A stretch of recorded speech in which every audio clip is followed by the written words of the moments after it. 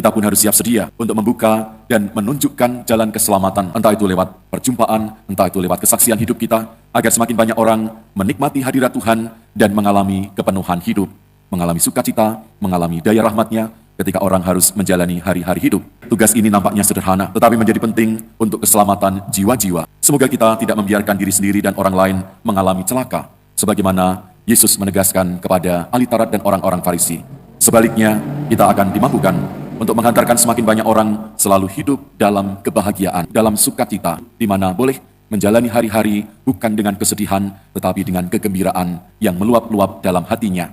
Maka mari kita merahmat Tuhan, agar kita boleh senantiasa diterangi oleh sabda Tuhan, khususnya mengawali pekan hari ini, bahwa kita adalah orang-orang yang terberkati untuk memberkati dalam hidup kita. Orang hidup harus selalu hati-hati, bagikan kusir mengendalikan andong. Biarkan hidup kita diberkati dan memberkati. Yang pasti, jangan sampai kita celaka dong.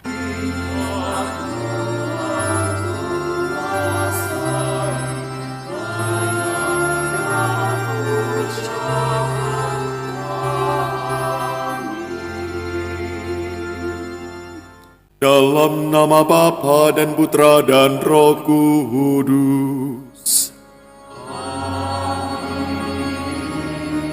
Tuhan bersamamu.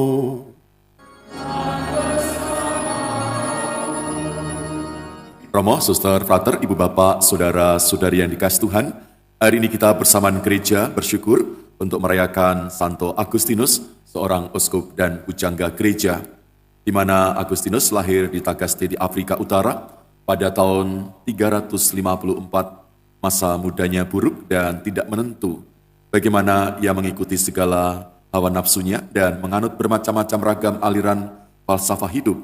Berkat doa ibunya Monica yang kita rayakan kemarin, bagaimana Santo Agustinus bertobat dan ia dibaptis oleh Uskup Ambrosius. Agustinus lalu pulang ke kampung halamannya dan dipilih menjadi Uskup Hippo dan memimpin keuskupannya selama 34 tahun dengan gigih, dengan giat, dan dengan tekun.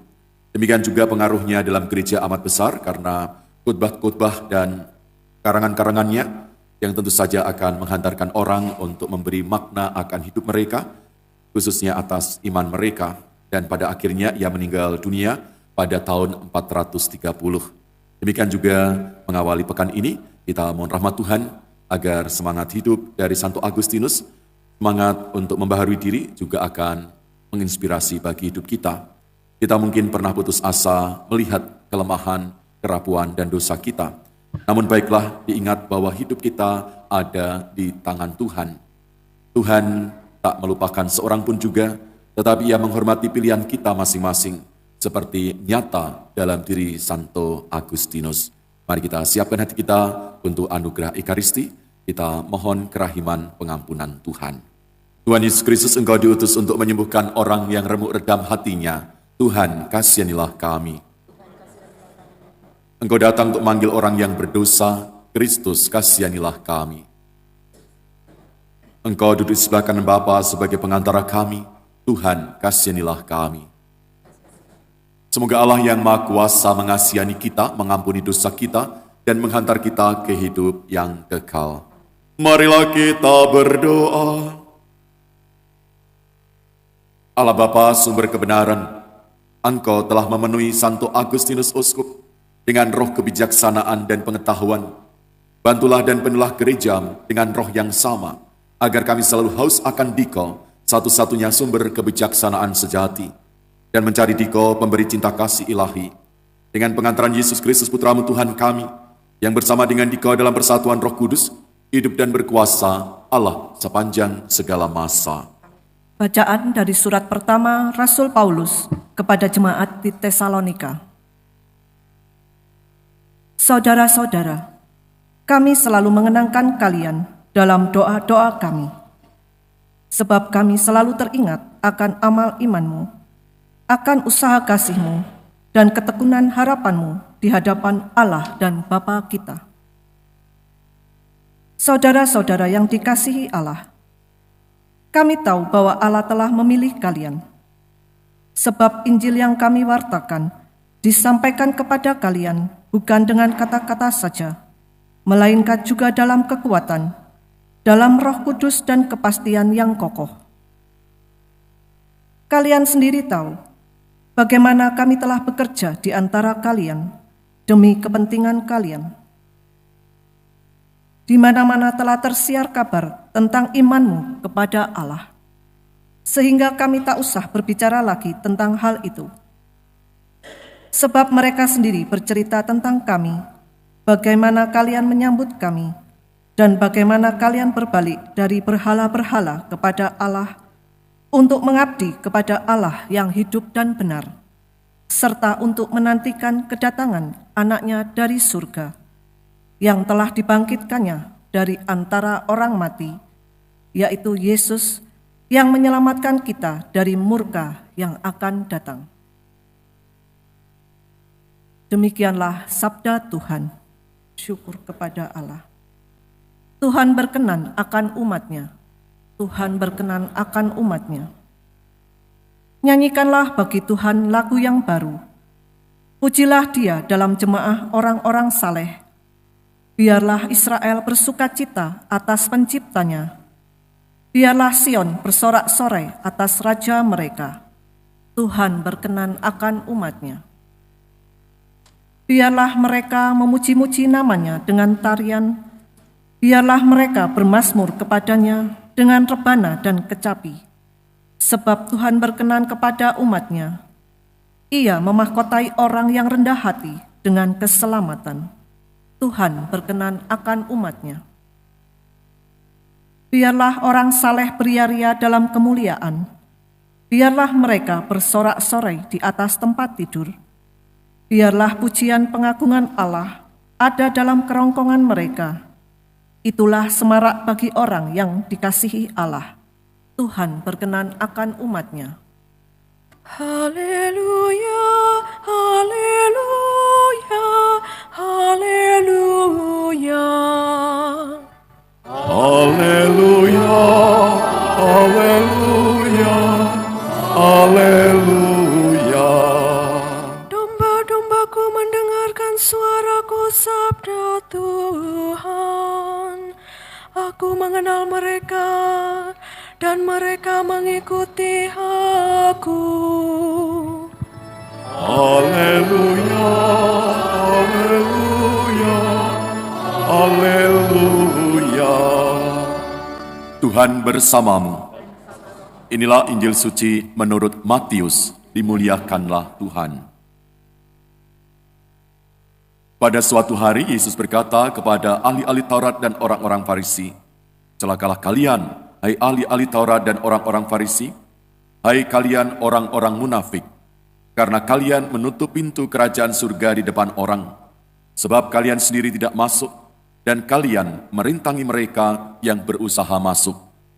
Celakalah kalian, hai ahli-ahli Taurat dan orang-orang Farisi, hai kalian orang-orang munafik, sebab kalian menelan rumah janda-janda, sementara mengelabui indera orang dengan doa yang panjang-panjang. Sebab itu kalian pasti akan menerima hukuman yang lebih berat. Celakalah kalian, hai ahli-ahli Taurat dan orang-orang Farisi, hai kalian orang-orang munafik, sebab kalian mengarungi lautan dan menjelajah daratan untuk mentobatkan satu orang saja menjadi penganut agamamu. Dan sudah ia bertobat, kalian menjadikan dia orang neraka, yang kedua kali lebih jahat daripada kalian sendiri. Celakalah kalian, hai pemimpin-pemimpin buta, yang berkata, bila bersumpah demi bait suci, sumpah itu tidak sah. Tetapi bersumpah demi emas bait suci, sumpah itu mengikat. Hai kalian, orang-orang bodoh dan orang-orang buta, manakah yang lebih penting, emas atau bait suci yang menguduskan emas itu? Dan kalian berkata, bila bersumpah demi mezbah, sumpah itu tidak sah. Tetapi bersumpah demi persembahan yang ada di atasnya, sumpah itu mengikat. Hai kalian orang-orang buta, manakah yang lebih penting, persembahan atau mezbah yang menguduskan persembahan itu? Karena itu barang siapa bersumpah demi mezbah, ia bersumpah demi mezbah dan juga demi segala sesuatu yang terletak di atasnya. Dan barang siapa bersumpah demi bait suci, ia bersumpah demi bait suci dan juga demi dia yang diam di situ. Dan barang siapa bersumpah demi surga, ia bersumpah demi tahta Allah dan juga demi dia yang bersemayam di atasnya. Demikianlah sabda Tuhan. Saudara-saudari yang terkasih, pada awal pekan ini kita diundang kembali untuk melihat betapa rahmat Tuhan selalu akan dihadirkan dalam hidup kita. Bahwa pada awal pembacaan Injil hari ini, Yesus sangat kritis terhadap mereka yang munafik, mereka yang menutup pintu kerajaan Allah bagi banyak orang. Orang Farisi dan ahli Taurat sering menjadi batu sandungan. Menjadi batu sandungan apa? Menjadi batu sandungan mencegah orang lain untuk suatu maksud baik. Maka yang terjadi adalah bahwa orang menjadi munafik, orang tidak mampu untuk melihat dirinya dengan segala potensi yang ada, dan bahkan lalu melihat sesamanya justru bukan yang baik, yang dicari, yang selalu tidak baik. Maka Yesus mengatakan, celakalah, celakalah. Maka menjadi miris ketika Yesus mengatakan, celakalah, ahli-ahli Taurat dan orang-orang Farisi. Yesus datang untuk mewartakan kehadiran kerajaan Allah dan mengundang banyak orang untuk menerima, mengalami akan kebaikan Tuhan, kebaikan kerajaan Allah, di mana kuasa kasih hadirat Allah menjadi sangat berarti bagi kehidupan saat ini, tetapi juga kehidupan yang akan datang, menjadikan hidup lebih sempurna dan kekal. Saudara-saudari, beberapa orang sejaman dengan Yesus, para ahli Taurat dan orang Farisi, rupanya mereka menutup diri mereka sendiri dan menghalangi orang lain makin terbuka dengan jalan Allah. Maka Yesus mengingatkan kepada mereka, demikian juga Yohanes Pembaptis. Kalau kita melihat kembali bagaimana Yohanes Pembaptis memperjuangkan supaya orang kembali ke jalan yang benar. Bagaimana Yohanes Pembaptis telah bekerja untuk membuka bagi banyak orang terhadap kehadiran kerajaan Allah dalam seorang pribadi Yesus, yang tentu saja akan menghantarkan mereka untuk menemukan makna hidup yang lebih mendalam. Tidak bisa dipungkiri akan selalu ada orang-orang yang mencoba menghalangi orang lain untuk mengenal Yesus, mengenal Juru Selamat, dan semua yang ditawarkan oleh Yesus sendiri, yakni tawaran keselamatan. Padahal kita mencoba membuka diri bagi orang lain agar semakin beriman kepada Tuhan. Saudara-saudari, Tuhan Yesus membutuhkan kita sebagai mitra kerja untuk karya keselamatannya. Yesus memanggil kita semua untuk menjadi Santo Agustinus yang selalu mengalami perubahan dalam hidupnya, supaya hidupnya berguna, supaya hidupnya bermakna, selalu diarahkan kepada penyelenggaraan Tuhan. Dan tentu saja berkat doa seorang ibu Monica, bagaimana dalam ketekuan doa itu berbuah pada seorang anaknya, yakni Agustinus, yang pada akhirnya menjadi uskup dan pujangga gereja. Saudara-saudari, kita pun harus siap sedia untuk membuka dan menunjukkan jalan keselamatan, entah itu lewat perjumpaan, entah itu lewat kesaksian hidup kita, agar semakin banyak orang menikmati hadirat Tuhan dan mengalami kepenuhan hidup, mengalami sukacita, mengalami daya rahmat-Nya ketika orang harus menjalani hari-hari hidup. Saudara-saudari, tugas ini nampaknya sederhana, tetapi menjadi penting untuk keselamatan jiwa-jiwa. Semoga kita tidak membiarkan diri sendiri dan orang lain mengalami celaka, sebagaimana Yesus menegaskan kepada ahli Taurat dan orang-orang Farisi. Sebaliknya, kita akan dimampukan untuk menghantarkan semakin banyak orang selalu hidup dalam kebahagiaan, hidup dalam sukacita, hidup di mana boleh menjalani hari-hari bukan dengan kesedihan, tetapi dengan kegembiraan yang meluap-luap dalam hatinya. Maka mari kita menghormat Tuhan, agar kita boleh senantiasa diterangi oleh sabda Tuhan, khususnya mengawali pekan hari ini, bahwa kita adalah orang-orang yang terberkati untuk memberkati dalam hidup kita. Orang hidup harus selalu hati-hati, bagikan kusir mengendalikan andong. Biarkan hidup kita diberkati dan memberkati, yang pasti jangan sampai kita celaka dong. Amin. Marilah menyatakan misteri iman kita.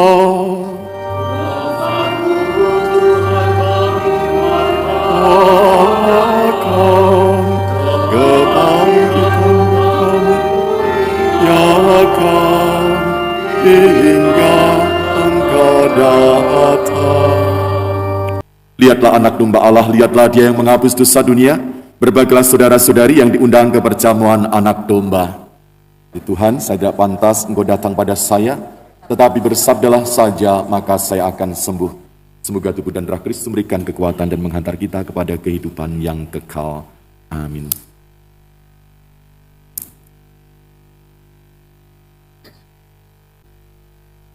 Hanya satu gurumu, yaitu Kristus, tetapi kami semua adalah saudara, sabda Tuhan. Marilah kita berdoa.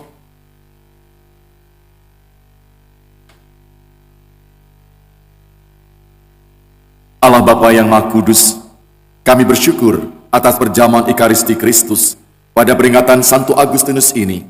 Semoga kami yang bersatu dalam gerejamu, Kau tuntun untuk semakin mengenal Engkau dalam perhidup kami sehari-hari, hingga kami Kau terima dalam kehidupan kekal dengan pengantaran Kristus Tuhan kami. Tuhan bersamamu. Semoga Allah yang Maha Kuasa memberkati saudara-saudari sekalian, Bapa dan Putra dan Roh Kudus. Amin. Saudara-saudari, pergilah dalam damai sambil muliakan Tuhan dengan hidupmu. Syukur kepada Allah.